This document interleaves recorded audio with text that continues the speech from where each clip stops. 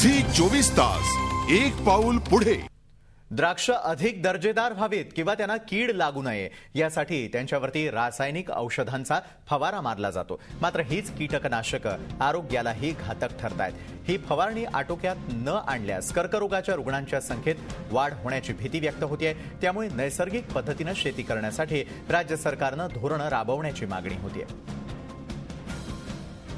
आणि पाहणार आहोत याच संदर्भातला एक विशेष रिपोर्ट।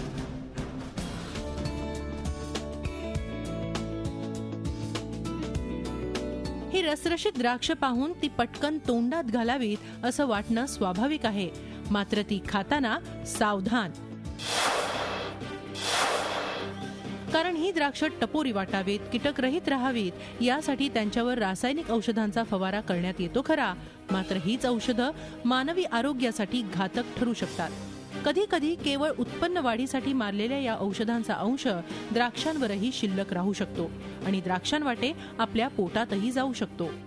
महत्त्वाचे आजार जे होत्या ते कीटकनाशक फवारणी केल्यामुळे ते द्राक्ष असो सर्व प्रकारचे भाजीपाला फळं ह्याच्या सरसपणे जे पेस्टिसाइड फवारल्यामुळेच ना आजाराचे प्रमाण वाढलं।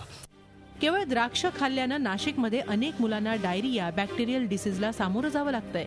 या औषधांचा सर्वाधिक वापर पंजाबमध्ये होत असल्यानं प्रत्येक कुटुंबात सरासरी 2 व्यक्ती कर्करोगानं पीडित आहेत। राज्यातही हीच परिस्थिती निर्माण होत असून प्रामुख्यानं नाशिकमध्ये रासायनिक औषधांची 200 कोटी रुपयांची उलाढाल होतीये। ही बाब नक्कीच चिंताजनक आहे। साधारणतः मागच्या 1.5 ते 2 महिन्यापासून डायरिया आणि उलट्यांचं प्रमाण लहान बाळांमध्ये थोडं जास्त प्रमाणात आढळलेलं आहे।